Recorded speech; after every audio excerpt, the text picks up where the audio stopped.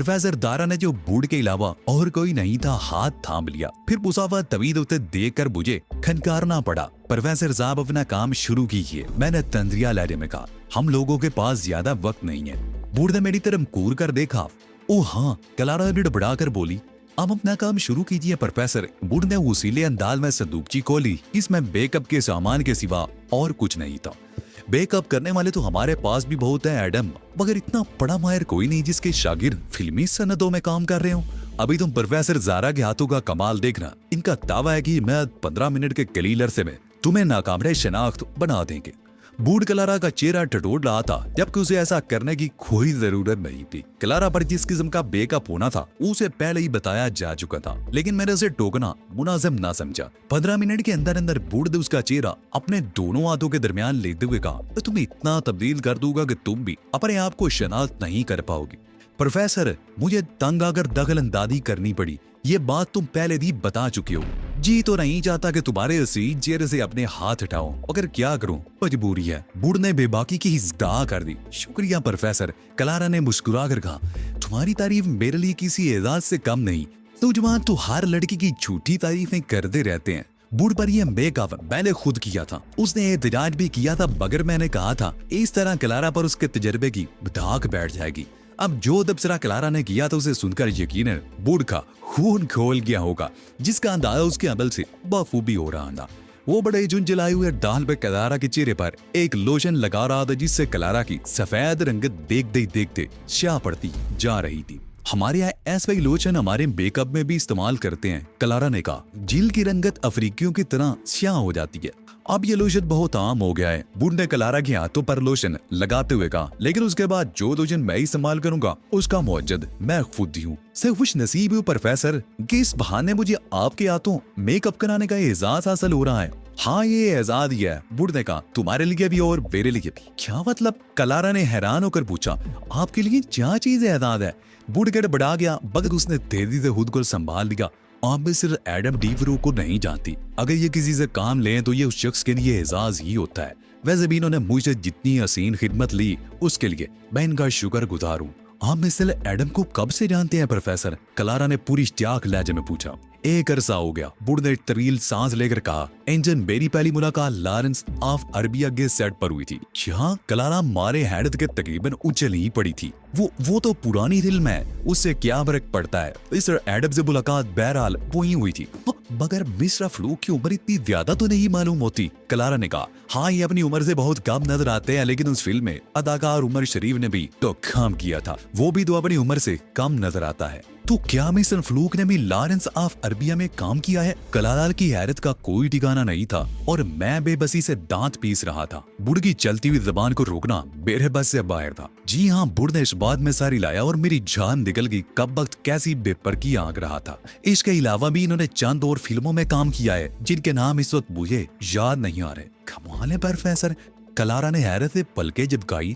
Lawrence of Arabia तो मैंने भी देखी है, मुझे तो याद नहीं पड़ता कि उसमें मिस्टर फ्लूक की झलक भी दिखाई दी हो। मैंने अपनी सांस रोक ली। मुझे नहीं मालूम था कि बूढ़ी सद तक आपे से बाहर हो जाएगा। उसने इतना बड़ा झूठ बोल दिया था कि जिसे निभाना नामुमकिन था। क्लारा भी बात के जवाब में बूढ़ ने एक जोरदार कहका लगाया। फिल्मों पे असिस्टेंट मैन भी तो होते हैं, इसने कहा। मिस्टर फ्लूक को अदाकारी का शौक थोड़ी था, ये तो सदा के कर्तव्यवान आदमी है। तुमने इतनी बड़ी फिल्म में असिस्टेंट मैन के तौर पर काम किया और मुझसे जिक्र तक नहीं किया, क्लारा ने शिकायती अंदाज में मुझसे कहा। उसे क्या मालूम था कि फ्लूक बेचारे पर क्या गुजर रही है। आधे बार पूछ लेती कि मैंने उस फिल्म में क्या काम किया था, तो मैं क्या जवाब देता। मारे गुस्से के बेरा खून खोल रहा था और मैंने तैयार कर लिया था कि मौका मिलते ही बूढ़ को इस हरकत की सजा जरूर दूंगा। उनसे आम तौर पर लोगों को शिकायत ही रहती है, मैंने गोल मोल अंदाज में कहा, ताकि उससे जान छूट जाए। लेकिन ये मानना पड़ेगा कि मिस्टर फ्लूक किस्मत के धनी है, बूढ़ ने कहा। वो ऐसी फिल्म थी जिसमें किसी असिस्टेंट मैन की गुंजाइश ही नहीं थी, मगर इनके लिए इतनी बड़ी फिल्म में भी काम निकल आया। वो किस तरह? क्लारा ने इश्तियाक जाहिर किया। वो खुश हो रही थी कि इस बहाने से मेरे बारे में मालूमात हासिल हो रही हैं। वो नहीं चाहती थी कि बूढ़ से डबो देगा। उस फिल्म में काम करने के लिए शर्त थी कि हर अदाकार अपना रोल का काम खुद ही करेगा। उमर शरीफ शुतर सवारी नहीं जानता था, लेकिन जब प्रोड्यूसर ने उससे पूछा कि वो शुतर सवारी जानता है तो उसने इस बात में जवाब दिया। प्रोड्यूसर को भी उसके जवाब पर शुबा नहीं हुआ, इसलिए उमर शरीफ का ताल्लुक सरजमीन अरब से, जो ऊंटों और ज़हराओं की सरजमीन। उमर शरीफ को फिल्म कास्ट में शामिल कर लिया गया, लेकिन जब उस मंदिर की फिल्म बंदी का वक्त आया जिसमें उमर शरीफ को अकब से छलांग लगाकर ऊंट की पुश्त पर सवार होना है, तो उमर शरीफ ने हरी झंडी दिखा दी। प्रोड्यूसर को बहुत गुस्सा आया, मगर वो कुछ कर भी तो नहीं सकता था। उस वक्त जितनी फिल्म बंदी हो चुकी थी, उमर शरीफ को बाहर निकालने से वो सब की सब देर हो जाती। चुनाचे असिस्टेंट मैन से सीन फिल्माने का फैसला किया गया। वो प्रोफेसर ज़ारा, मुझे याद है वो तो बड़ा मुतासर कुन था। आज तक मैं यही समझती रही कि वो सीन खुद उमर ने किया है। अक्सर लोग यही समझते हैं, हकीकत बहुत कम लोगों को इल्म है। और तुम खुश नसीब हो कि वो शख्स तुम्हारा दोस्त है जिसने दुनिया की एक अजीम फिल्म लॉरेंस ऑफ अरेबिया में काम किया है। क्या आप दोनों के दरमियान उसी वक्त से शनासाई है प्रोफेसर? क्लारा ने पूछा। शनासाई बूढ़ा अरबी सिर्फ लोग बेरे मोहसन है, परसों से मैं इनका मकरूर था। शुक्र है कि आज इनके एहसान का बोझ किसी कदर कम हो गया। मैं आपसे दरख्वास्त करता हूँ प्रोफेसर ज़ारा, मेरी जात को मौजूद बहस ना बनाए। मैंने नरम लहरी में काफा देर दिली बिल में पीछे ताब खा रहा था। इस मौजूद में बहस बनाने की क्या बात है? क्लारा ने कहा। फिर बूढ़ से बोली, हाँ प्रोफेसर आप बताइए कि फरूक ने आप पर क्या एहसान किया था? बेदहल कर रह गया। उन पहले इन मेरे बारे में ऐसे ऐसे झूठ बोल चुका था कि शैतान भी सुनता तो खान दबाकर भाग जाता, और अब मारूम भी मोर क्या कहने वाला था। कारोबारी रकावत दुनिया के हर मुल्क में मौजूद है। बूढ़ ने अपने नए झूठ का आगाज करते हुए कहा। उन दिनों लॉरेंस ऑफ अरेबिया बन रही थी, उन्हीं दिनों मैंने मेकअप का फन नया सीखना शुरू किया था। मुझे ये फन सीखने का खब था, इसलिए मैंने बहुत जल्द बहुत से डायरेक्टर की तवज्जो अपनी तरफ मबदूल करा ली। उस फील्ड में पहले से मौजूद लोगों को मेरी कामयाबियां एक आंख न बाई, और एक रोज एक सुल्तान कोशे में 4 गुंडों ने मुझे घेर लिया। फिर क्या हुआ? क्लारा ने चंद लम्हे इंतजार करने के बाद बड़ी बेचैनी से पूछा। उसका इश्तिहार लम्हा बलम्हा बढ़ता जा रहा था। वो चारों मुसल्ला थे, उनके हाथों में खौफनाक रिवाल्वर दबे हुए थे और उनके अंदाज से दरिंदगी जाहिर हो रही थी। मुझ जैसे मुननी शख्स के लिए तो उनमें से एक भी कम न था, और उन्हें मेरे मुकाबले पर आने के लिए किसी हथियार की जरूरत भी नहीं थी। बल्कि उनका मकसद मुझे खौफजदा करना था, जो उन्हें हासिल हो चुका था।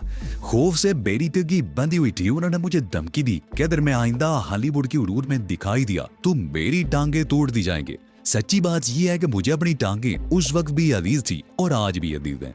मैंने उनसे वादा कर लिया कि आइंदा वहाँ नजर नहीं आऊंगा। वो लोग वापसी के लिए पलट ही रहे थे कि कहीं से मिस्टर फलूक नमूदार हुए।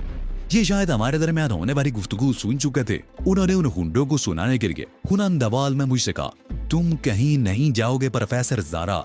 क्या तुम उस वक्त भी प्रोफेसर हुआ करते थे? क्लारा ने बड़ी बेसाख्तगी से पूछा, और बूढ़ बुरी तरह झीप गया, मगर बड़ा ही ठीक ठाक भी था। अगर तुम बीच में बोली तो मैं तुम्हें कुछ नहीं बताऊंगा। बूढ़ ने क्लारा को घूरते हुए कहा। मैं वादा करती हूँ अब कुछ नहीं बोलूंगी। क्लारा इखलाकर बोली। चारों उनने उस दगन अंदाजी पर हैरान रह गए और बेरी रूह फरा होगी। मैं उनसे जान छुड़ाना चाह रहा था, चुनाचे मैंने मिस्टर फलूक से कहा कि मैं तो अब एक दिन भी हॉलीवुड में नहीं रुकूंगा। मिस्टर फलूक उस वक्त जवान बल्कि नौजवान थे। इनकी दगल अंदाजी को उन चारों ने भी इनकी जज्बातियत पर महमूल किया। उनके वहमो गुमा में भी नहीं हो सकता था कि वो 4 तजर्बेकार गुंडे मुसल्ला होते हुए भी एक 16 साल नौजवान थे शिकस्त खा जाएंगे। उन्होंने मिस्टर फलूक का मजाक उड़ाना शुरू किया, मगर मिस्टर फलूक के अंदाज में जो वकार था और रफ्ता रफ्ता उनके असाब पर सवार हो रहा था। फिर उनमें से एक गुंडा मिस्टर फलूक पर हमला कर बैठा। हम में से कोई भी नहीं देख सका कि उसका रिवाल्वर मिस्टर फलूक के कब्जे में किस तरह पहुंचा। हमें तो बस इतना नजर आया कि मिस्टर फलूक उसके रिवाल्वर से फायरिंग कर रहे थे। मुझे अच्छी तरह याद है इन्होंने सिर्फ 4 फायर किए और उनमें से हर एक की एक टांग जख्मी हो गई थी। पदक झपकते ने बावी उलट गई थी। मिस्टर फलूक ने रिवाल्वर के जोर पर बकिया तीनों अफराद को भी गैर मुसल्ला कर दिया। वो जख्मी होने के बाद पूरी तरह तड़प रहे थे, मगर मिस्टर फलूक को उनकी जरा बराबर भी परवाह नहीं थी। उन पर तवज्जो देने की बजाय वो बेरी तरह मुड़े। रिवाल्वर बदस्तूर उनके हाथ में दबा हुआ था। उन्होंने मुझसे पूछा, अब मेरा क्या ख्याल है? मुझसे ये सवाल करते वक्त उनकी ऊँटों पर मुस्कुराहट थी और लहजा भी बेहद नरम था। मगर मुझे यूं महसूस हो रहा था जैसे मैं किसी खौफनाक भेड़िए के मुकाबिल खड़ा हूँ। मेरे असाब जवाब देते जा रहे थे। मैंने कुछ कहने की कोशिश की, मगर जबान ने मेरा साथ तक नहीं दिया। मेरा हाल खुश और सर भारी हो रहा था। मिस्टर फलूक और चारों गुंडे मुझे धुंधले दिखाई देने लगे थे। मैंने आंखें फाड़ फाड़ कर अपने हवास बरकरार रखने की कोशिश की, मगर ये मुमकिन ना हो सका और मैं होशो हवास से बेगाना हो गया। बेहोश होने से कबल की आखिरी बात जो मुझे याद है वो ये कि मिस्टर फलूक झपटते हुए मेरी तरफ बढ़े थे। बूढ़े एक बार फिर खामोश हो गया। उसके वक्त ने अपने अंदाजे बयान से ऐसा समा बांध दिया था कि कलारा तो एक तरफ रही, मैं खुद भी महव हो गया था। हालांकि मुझे मालूम था कि वो मेरी बकवास कर रहा है। फिर क्या हुआ? कलारा ने बुढ़ की खामोशी तूल पकड़ते देखकर उसे टोका। मैं ज्यादा के बेहोश नहीं रहा, लेकिन जब मुझे होश आया तो मैंने देखा कि मेरा सर मिस्टर फलूक के जानों पर रखा हुआ है। ये मेरे मुंह पर पानी के छींटे मार मार कर मुझे होश में लाए थे। इनके एक हाथ में बदसूर रिवॉल्वर मौजूद था जिससे इन्होंने उन चारों को कवर कर रखा था। मुझे होश में आते देखकर मिस्टर फलूक मुस्कुराए, मुझे तसल्ली दी और कहा कि वो मेरे दुश्मन को चमक देकर दम लेंगे। इन्होंने मेरे सामने उन चारों से पूछा कि उन्होंने ये हरकत क्यों की थी। जब उन्होंने कोई जवाब नहीं दिया तो मिस्टर फलूक ने वहीं उन पर तशद्दुद करना शुरू कर दिया और उनकी जबान खुलवा कर ही दम लिया। उन्होंने जिस शख्स का नाम लिया उसे सुनकर मैं हैरान रह गया। वो एक सीनियर मेकअप मैन था और वो मेरे साथ बड़ी मोहब्बत से पेश आता था। मैंने उन लोगों की बात पर यकीन करने से इनकार कर दिया, मगर मिस्टर फलूक उसी तरह मुस्कुरा रहे थे जैसे मैं कोई अखमक बच्चा हूँ। बाद के हालात ने साबित किया कि मैं वाकई अहमक था। उम्र में मुझसे कई कम होने के बावजूद मिस्टर फलूक उस वक्त भी तजर्बे के एतबार से मुझसे बहुत आगे थे। ये उसी वक्त मुझे अपने साथ लेकर एक मेकअप मैन के पास गए और भरे पूरे स्टूडियो में उसे पकड़ लिया। उसने पहले तो इस इल्जाम को तस्लीम करने से इनकार किया, मगर मिस्टर फलूक ने सैकड़ों अफराद के सामने उस पर हाथ छोड़ दिया। इन्होंने बड़ी बेदर्दी से उसकी पिटाई की और आखिरकार उसे तस्लीम करना पड़ा कि उन चारों गुंडों को उसने भेजा था। वो मेरी तरफ से शदीद खतरा महसूस कर रहा था, इसलिए कि मैं मुस्तकबिल में उसकी जगह ले सकता था। मुझे अपने कांधों पर यकीन नहीं आ रहा था जिसे मैं अपने साथ सबसे ज्यादा मुखलिस समझा करता था। जब उसने मेरे साथ ये सलूक किया तो मैं किसी और पर कैसे भरोसा कर सकता था। बहरहाल मिस्टर फलूक ने यहीं पर बस नहीं किया। इन्होंने पुलिस में रिपोर्ट दर्ज कराई। चारों गुंडों के साथ वो मेकअप मैन भी गिरफ्तार हो गया। मिस्टर फलूक ने बरसरे आम ऐलान किया था कि अगर आइंदा किसी ने मेरी तरफ आंख उठाकर देखा तो उसका अंजाम बड़ा इबरतनाक होगा। बस उसके बाद फिर किसी पर मुझसे उलझने की हिम्मत ना हुई। अगर उस रोल मिस्टर फलूक बर वक्त मुदाखलत ना करते तो आज कहानी बिल्कुल ही मुख्तलिफ होती। तलारा सन्नाटे के आलम में बैठी हुई थी। उसके बाद फिर कभी मिस्टर फलूक से तुम्हारी मुलाकात तो नहीं हुई? उसने बवाई हुई आवाज में पूछा। कुछ दिनों तक तब मिस्टर फलूक नजर आते रहे, फिर ऐसे गायब हुए कि आज नजर आए। इन बरसों के दौरान मैंने मुतअद्दिद बार मिस्टर फलूक के बारे में मालूम करने की कोशिश की, मगर कुछ मालूम नहीं हो सका। अगर भूल जाता तो मुझसे बड़ा एहसान फरामोश रोए जमीन पर कोई ना होता। आज जब मैंने इन्हें अपने घर के दरवाजे पर देखा तो मुझे अपनी आंखों पर यकीन नहीं आया। अब तो मैं गोशाए नशीने की जिंदगी बसर कर रहा हूँ। मैंने हर किस्म के कामों में दिलचस्पी लेना तर्क कर दिया है। मिस्टर फलूक को मेरे बारे में किस तरह इल्म हुआ इसके बारे में तो खुद यही बता सकते हैं। मेरे बहुत पूछने पर भी इन्होंने कुछ नहीं बताया। ताम जब इन्होंने मुझसे कहा कि इनकी एक दोस्त को कुछ लोगों की तरफ से खतरा है और मुझे उसका मेकअप करना है तो मेरी खुशी का कोई ठिकाना नहीं रहा। मेरे जिस्म का रुआ रुआ मुसर्र से सरशार हो गया। मैंने कभी तसव्वुर भी नहीं किया था कि मुझे मिस्टर फलूक का एहसान चुकाने का मौका मिल सकेगा। इस तरह तुम्हारा मेकअप मेरी जिंदगी का सबसे बड़ा एहसान है। सच दिल में बूढ़ी की दानत को सराए बगैर ना रह सका। कमबख्त ने कहानी कहाँ से शुरू की थी और कहाँ लाकर खत्म की थी। अगर वो ये मन गलत कहानी ना सुनाता तो कलारा यही सोचकर परेशान रहती कि कहीं बूढ़ इगल से मुखबरी ना कर दे। ना सिर्फ खुद परेशान होती बल्कि बेरा नाक में भी तम किए रहती। मैं उसे मुतमईन करने की लाख कोशिश करता मगर भरपूर तासर नहीं दे सकता था। कलारा बूढ़ी की कहानी से बहुत मुतासर नजर आ रही थी और महज इसी एक बुनियाद पर मैंने बूढ़ को माफ कर दिया। वरना मैंने सोचा तो यही था कि मौका मिलने पर उसे दरोग बोई की कोई सख्त सजा दूंगा। तुम्हारा मेकअप मुकम्मल हो चुका है, बूढ़ ने कहा। लो आईना देखकर तसल्ली कर लो कि अब तुम्हें कोई पहचान नहीं सकेगा। बूढ़ ने एक आईना उसकी तरफ बढ़ाया। कलारा ने बूढ़ से आईना लेकर देखा और उसके मुंह से चीख निकलती, छी, ये तुमने मेरे चेहरे का क्या कर दिया? मेरे नक्शो निगार किस कदर भद्दे हो गए हैं, मुझे खुद से खौफ आने लगा है। इस वक्त तुम्हें इसी मेकअप की जरूरत थी मैडम कलारा। बूढ़ ने उससे आईना वापस लेकर संदूकची में वापस रखते हुए कहा, तुमने देखा तुम्हारे नक्शो निगार बगैर प्लास्टिक के टुकड़े के कितने बदल गए हैं। ये सब मेरे तैयार करदा एक लोशन का कमाल है। इसके लगाने से जिल्द पर तब्दीली आ जाती है। महसूस में एर खामी है जिस पर मैं काबू नहीं पा सका। जिस वक्त ये लोशन जिल्द पर लगाया जाता है उस वक्त शदीद जलन होती है, मगर मैंने तो कुछ भी महसूस नहीं किया। कलारा ने बेसाख्ता कहा। उस वक्त तक मैं कार रोक चुका था। इसलिए तो इस खाकसार को प्रोफेसर का खिताब मिला है। मैंने कार का दरवाजा खोलते हुए कहा, मैं ये लोशन इस्तेमाल करते वक्त ऐसी कहानियां सुनाता हूँ जिनमें खोकर आदमी सब कुछ भूल जाता है। क्लारा को उठा हुआ हाथ उठा रह गया। बूढ़ा अपनी बात मुकम्मल करके बड़ी तेजी से कार से उतर कर जा चुका था और उसके साथ मैं कार को दोबारा हरकत में ले आया था। प्रोफेसर ज़ारा की आखिरी बात मेरी समझ में नहीं आई। क्लारा ने बर्राई हुई आवाज में मुझसे कहा, वो एक खबती आदमी है, जो कुछ उसने कहा उसे भूल कर हाल में वापस आ जाओ। और आज ये कि अब तुम नाज़ुक अंदाम क्लारा नहीं बल्कि मोटे नक्शो निगार वाली एक अफ्रीकी औरत हो। सही समझती हूँ, क्लारा ने नर्वस अंदाज में हंसते हुए कहा, लेकिन अब ये कार हमारे लिए मुसीबत बन जाएगी। बेफिक्र रहो, इसे तो हम अभी पीछा छुड़ा लेंगे। मैंने कपड़ों भी एक स्टोर के सामने कार रोकते हुए कहा, यहाँ से तुम अपने लिए चंद मामूली से जोड़े खरीद लो, इसलिए कि अब हम जिस इलाके में रहेंगे वहाँ तुम्हारा ये फाखराना लिबास हमारे लिए मसाइल खड़े कर देगा। स्टोर से चंद जोड़े खरीदने के बाद हम एक टैक्सी में बैठकर अपनी नई रिहायशगाह पर पहुंच गए। शीपुराही की मुदाफाती बस्ती में वाक़े ये मकान अपने महल्ले वगू के एतबार से बेहतरीन था। यह बस्ती की शुरू में था और लब सड़क वाक़े था। ज्यादा यहाँ महल्ले वालों की निगाह में आने इम्कानात कम से कम थे, वरना उससे आगे तंग और पुरपीच गलियां, कुछ मकानात और युगियों के सिलसिले थे, जहाँ तहसीला नामी शी के अलावा दुनिया की हर शय का वजूद मुमकिन था। क्लारा ने घूम फिर कर घर के एक गोशे का जायजा लिया तो उसे बड़े गौर से देख रहा था। मेरा ख्याल था कि वो अपनी नापसंदीदगी का इजहार करेगी। जितनी आसाइशों के दरमियान मैंने उसे जिंदगी बसर करते देखा था, उसके पेश नजर इस इम्कान को नापसंदीदगी की निगाह से देखना कोई ऐसी ताज्जुब खेज बात भी नहीं थी। मगर मैं बावजूद कोशिश की उसके चेहरे पर नापसंदीदगी का कोई तासर तलाश नहीं कर सका। तुमने बहुत उम्दा जगह का इंतखाब दिया है, क्लारा ने मेरी हैरत में इजाफा कर देने वाला तबसरा दिया। ये सोफा सेट देख रही हूँ, मलकाई विक्टोरिया के धूर का लगता है और गालिबन उसी दौर से उसकी सफाई करने की जहमत भी नहीं की गई।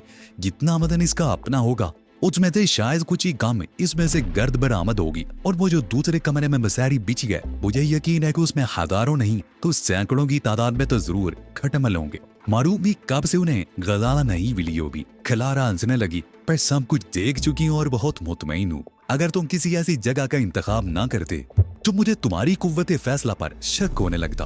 तुम तो मुझे हैरान किए दे रही हो क्लारा, मैं बुड़बुड़ाया। मैं तो समय रात आके तुम्हें कायल करने के लिए मुझे बड़े पापड़ बेलने पड़ेंगे। कहाँ वो शानदार ख्वाबगाह और कहाँ ये टूटा फूटा का मकान और साजो सामान। मैं इसराइली सीक्रेट सर्विस में काम कर चुकी हूँ एडम, और मैं बुरी तरह चौंक पड़ा। मगर वो बेरेदास राह से बेनियाज कह रही थी, मुझे यकीन है कि तुम्हारे लिए ये बात नहीं होगी कि एक सीक्रेट एजेंट को हर किस्म की जिंदगी गुजारने की तरबियत दी जाती है। मैं मुतअद्दिद ममालिक में इसराइल के लिए मुहिम्मात अंजाम दे चुकी हूँ और कई बार मरते मरते बची हूँ, और बाज़ औक़ात इतने खराब हालात में गुजारा किया है जिनका शायद तुम तसक्कुर भी ना कर सको। वो इसराइली सीक्रेट सर्विस में रह चुकी है। तो फिर सवाल ये पैदा होता था कि वो ईगल में किस तरह आई। मैंने उसे सवाल कर ही लिया। ये बात अहमियत की हामिल है, ये बात अहमियत की हामिल है, क्लारा ने कहा। इसराइली सीक्रेट सर्विस की अपनी एक अहमियत है। एक लाख मुनज़्ज़म सही बद किसी भी मुल्क की सीक्रेट सर्विस की गर्द को भी नहीं पहुंच सकती। दरअसल चंद मुहिम्मात में इत्तफाकन मुझे रैंडल के साथ काम करने का मौका मिला। कौन रैंडल? मैंने क्लारा की बात काट कर कहा, उसके लिए क्लारा की नजर में, इसलिए कि क्लारा की नजर में रैंडल मेरे लिए अजनबी था। जवाब में क्लारा ने रैंडल के बारे में मुझे उन तफसीलात से अदा किया जो पहले से मेरे इल्म में थी। मैंने भी हर बात इतने गौर से सुनने का मुजाहरा किया जैसे मेरी मालूमात में गना कदर इजाफा हो रहा है। मैंने और रैंडल ने एक दूसरे को पसंद किया और फुर्सत निकालकर हमने मिलना शुरू कर दिया। इसी दौरान मैं ओली बाबड़ मारा गया और रैंडल को ईगल कायम करने की सूझी। मैंने उसके ख्याल की तायद की, अगर उस वक्त मुझे मालूम होता कि नौबत यहाँ तक पहुँच जाएगी तो मैं उसकी सख्त मुखालफत करती। रैंडल ने ईगल की दाल बैल डाली और मुशबी अपनी तंजीम में शमूलियत की दरख्वास्त की। मैं उस लालच में आ गई कि यहाँ मेरी अहमियत बहुत ज्यादा होगी। आगन ईगल के सरबराह से मेरे दरीना और जाती मरासम थे। मैंने कोशिश की कि सरकारी सतह पर मेरी खिदमात ईगल को मुंतकिल कर दी जाए, मगर मुझे बताया गया कि यह मुमकिन नहीं है। अलबत्ता अगर मैं चाहूँ तो सीक्रेट सर्विस से मुलाजमत छोड़कर ईगल में शमूलियत इख्तियार कर सकती हूँ। मैं यह हमाकत कर गुजरी हूँ और आज अभी उस हमाकत को भुगत रही हूँ। तुम मुझे हमाकत क्यों कह रही हो? मैंने कहा, जबकि तुम एक अहम ओहदे पर फायज थी। मैंने कहा ना कि मैं लालच में आकर बारी गई। रैंडल को एक बड़ी तंजीम का सरबराह होने का एजाज हासिल हुआ तो उसने पुर्जे निकालने शुरू कर दिए। बहुत जल्द उसका दिल मुझसे भर गया और मेरी हैसियत है महज एक मशीन और उसके नायब की सी होकर रह गई। और ये कोई ऐसी हैसियत नहीं जिसकी तमन्ना की जाए, इसलिए कि उसके नायबीन की तादाद बहुत ज्यादा है। नायब वो कहलाता है जो ईगल की किसी शाख का सरबराह होता है। जैसे मैं शी गुराहे की सरबराह थी। रैंडल रियायत बरतने का आदी नहीं, सदाए मौत देना तो उसके मामूलात में शामिल है। उसने दरगुजर करना तो सीखा ही नहीं। अब तक कई शाहों के सरबराह सदाए मौत पा चुके हैं।